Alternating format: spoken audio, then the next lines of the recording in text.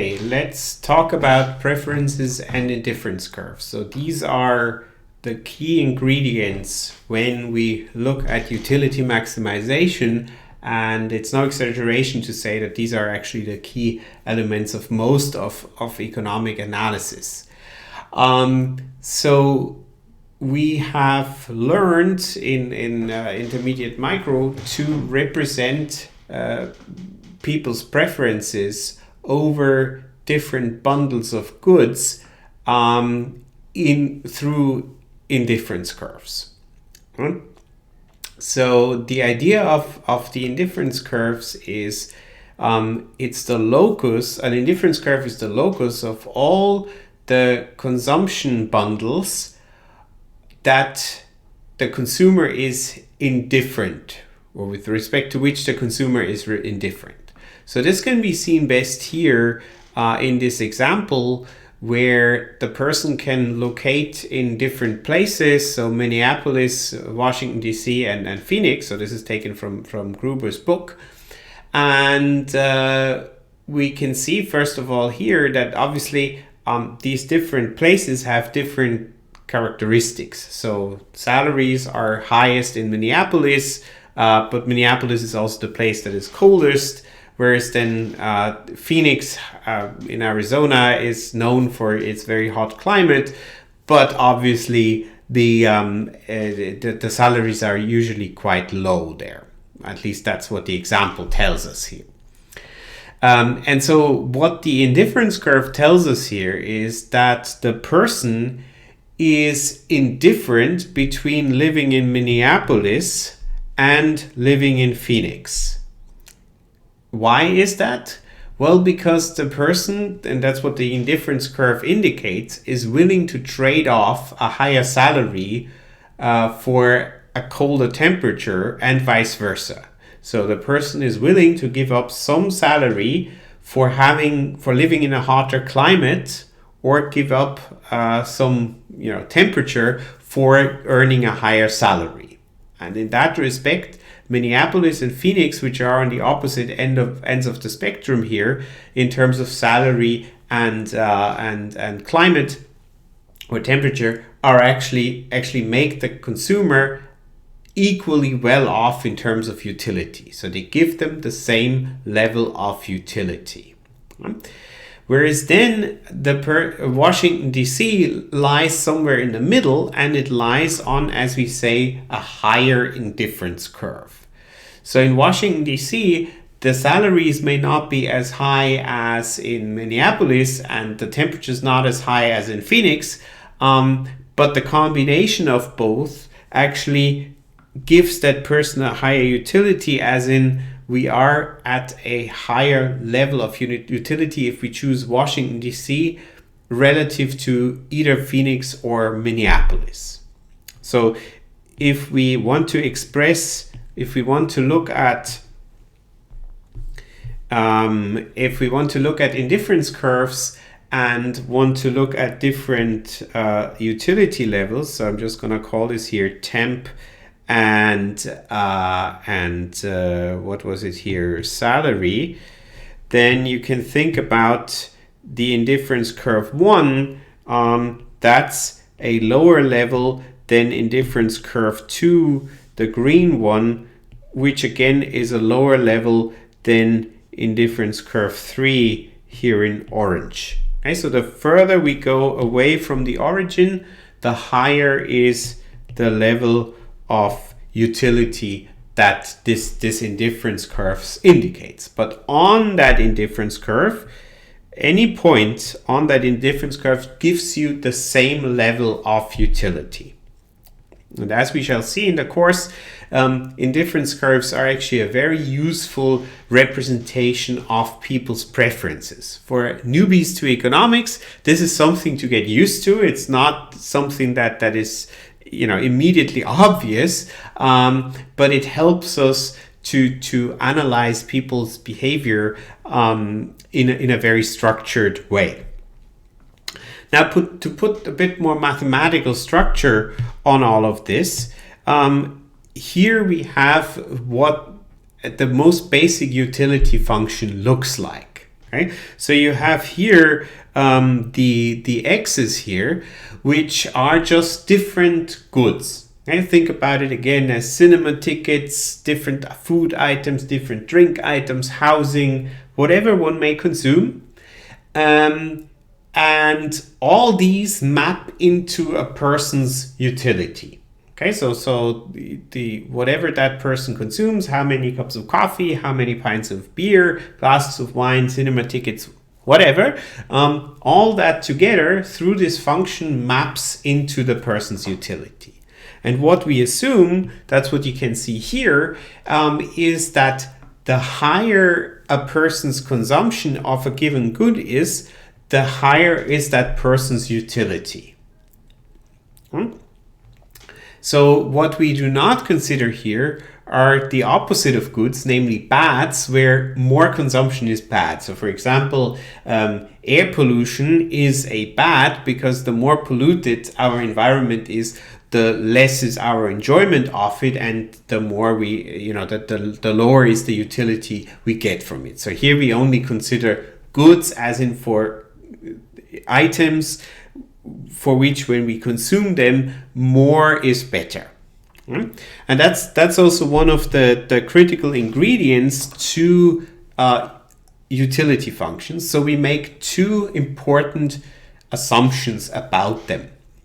And these two assumptions help us then to draw these indifference curves, just as you can see over here.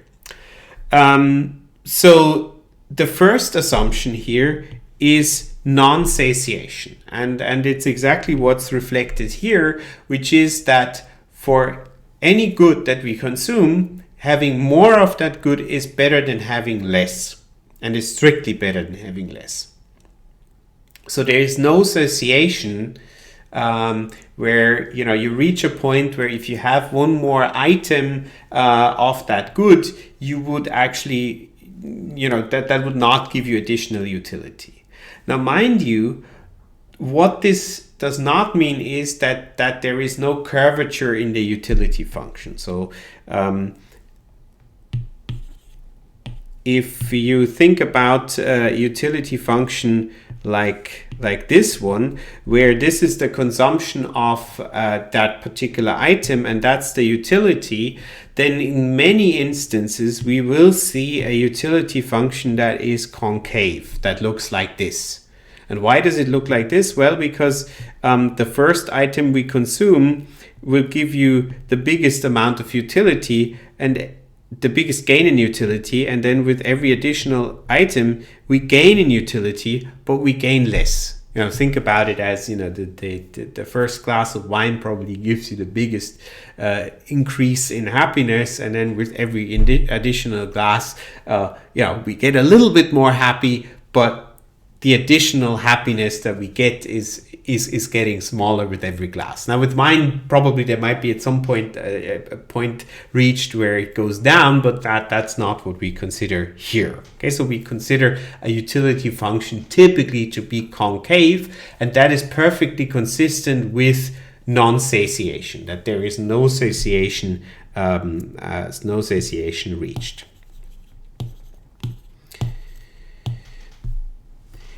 The other assumption that we're making here is called transitivity.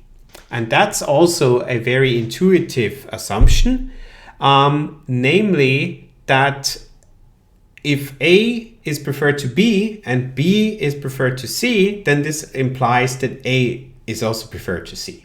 Okay, so if you prefer red wine to white wine and white wine to beer, then transitivity implies that people also prefer red wine to beer.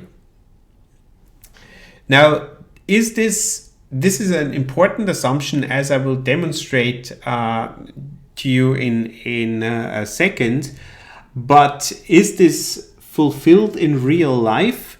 There is experiments that psychologists and also economists have done with people, and not always, as you can imagine, right? It is typically fulfilled for items for goods that people very regularly consume and also have an opinion over. But as soon as it gets into the territory where, you know, these are items we may not consume that often, we may not know that well, we don't have an opinion over, then you will very often see that people on computer assisted tests have intransitive preferences. Okay, but for the moment, again, let's think about the most perfect person that just acts like a computer and has non-transitive or has transitive preferences. Okay. So let's think about the implications of those assumptions and why they are so important. So one I have already talked about, which is the assumption of non-satiation, which I've drawn here, which is that more of any good gives you more utility, gives you a higher level of utility, and so that means that indifference curves that are further away from the origin represent a higher level of utility. Now, what's the other implication is that indifference curves in themselves slope downward. So why is that? Think again about an indifference curve that looks like that, right? So you have good x1 and good x2. And think of a counterexample whereby the indifference curve slopes upward, so x2 and x1, and so let's take 2 points on that curve. Let's take A and B, and obviously in point A you would have a lot less of both goods than in point B. And if you have in point B, I'm just gonna very crudely denote this now like this. Like this. Point B is strongly preferred to point A, but that's not consistent with them being on the same indifference curve, because if they are on the same indifference curve, the logical relationship is that the person is indifferent between A and B, but yet we consume more in B than in point A. So these two statements at the same time cannot be true. And so but they are true for any downward sloping indifference curve. So if you think about it like this, that you have, let's call this A prime and B prime, then if we want to consume more of x1, let's say if we start at A prime, if we want to consume more of x1, we have to give up some of x2. Okay, and so we are not preferring one point to the other, and it's logically consistent that with these points being on the same indifference curve. How exactly the slope of this indifference curve is, whether it looks like a straight line or it's the extreme of, it has basically a kink point, it's a 90-degree angle, or anything in between, we will learn later in the course when this one or the other applies. Then let's briefly talk about transitivity of preferences. One implication of transitivity of preferences is that the indifference curves must not intersect. Okay, so again, if you think about good 1 and good 2, and let's think about the indifference curve 1 being something like that, and the indifference curve 2 also being downward sloping and being something like that. Okay, and again, each indifference curve represents a utility level. Okay, now let's think about 3 points. Let's think about A, B, and C, and now let's think about the logical relationships between them. So indifference curve 2 tells us that A and B, the person should be indifferent between. Indifference curve 1 tells us that the person should be indifferent between A and C. Now, if we have transitivity, so I'm just going to call it T colon, transitivity would then imply that A and C, the person would be indifferent between A and C. But the person cannot be indifferent between those two because they give the person a different utility level. Okay, because we don't know whether the indifference curve 2 actually gives you a higher level of utility or a lower level of utility. What we know is that it gives you a different level of utility. And so with transitive preferences, it is inconsistent that those indifference curves intersect. So why do we make these assumptions? Again, in order to draw those indifference curves, how I've drawn them here in this picture, so that the higher utility levels, higher indifference curves indicate a higher utility level, and that you actually that these indifference curves are parallel.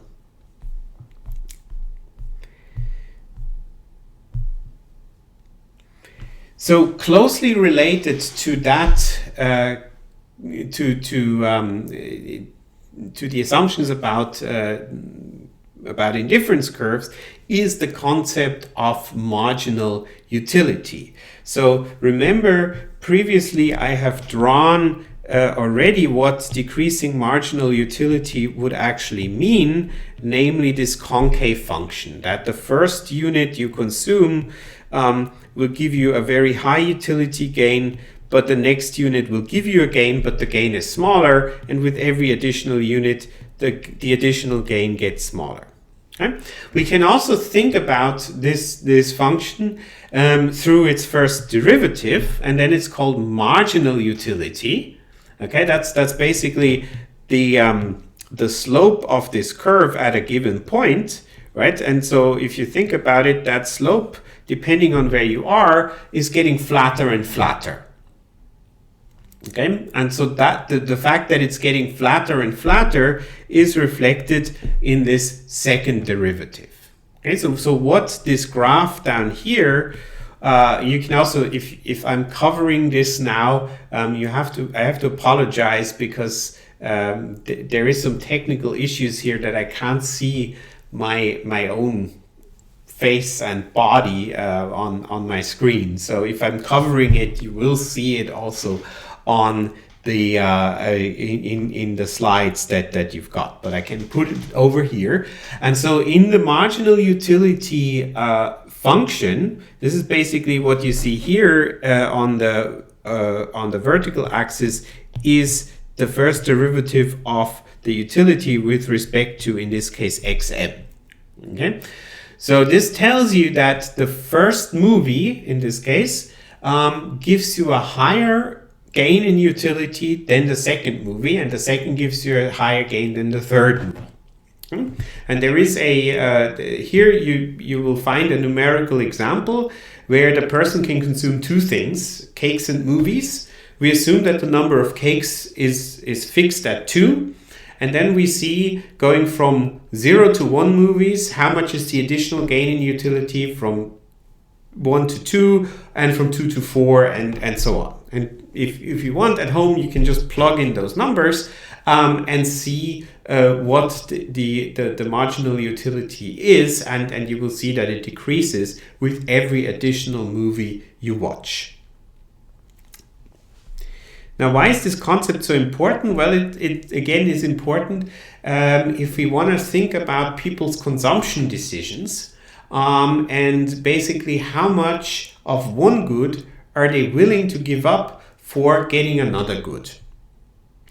So this idea of people giving up a quantity of one good to get some quantity of another good is called marginal rate of substitution. So going back to the cake and movie example, the idea here is, or the marginal rate of substitution tells you how many cakes are you willing to part with to see one more movie while holding your utility level constant. Okay, so we're in the same indifference curve. That's what you can see here. And you are willing, for example, let's say if we start here, you're in a position where you eat 4 cakes, okay, and you only watch one movie. Now suppose you want to watch, rather than one movie, you want to watch 2 movies. So you move from here, from here to here. So you have to obviously give up some cake in order to get the same level of utility. And that's what you can see here. So basically you have to give up 2 slices of cake to watch one more movie. However, if you are already, let's call this point A and this point B, if you are already in point B, if you want to then watch one more movie, so you go here from, let's say, 2 to 3, you actually only have to give up half a cake. Okay, so you can see here that here you have to give up 2 cakes, and here you have to just give up 1/2 of a cake. Okay? And so the further you would go down the utility curve or the indifference curve, the smaller would that ratio be. So it would be a 1/2, 1/4, and so on. Now that, I believe, is quite intuitive. So what people tend to like or tend to enjoy is a diversity of the goods they buy. Right? Hardly anyone would be happy to own 100 cars but have no food on the table or have no other enjoyment in life. Now, there may be such people out there, but typically not. Right? So the person who owns those 100 cars will not find it very hard to part with one car, and then in compensation gets some food, right? So whereas the person like me who just owns this one car, parting with that car, I would have to get an awful lot of food to actually part with my car. Okay, so in that sense, you can safely assume that people who are in the extremes in what their initial consumption is are willing to give up some of the extremes very easily, whereas people who are somewhere in the middle and consume everything in not equal amounts but in similar amounts will actually find it harder to give something up and need to be compensated a lot more. And the extent to which people need to be compensated is called the marginal rate of substitution. And that is a critical or an important ingredient for the economic analysis that is to follow in the next couple of lectures.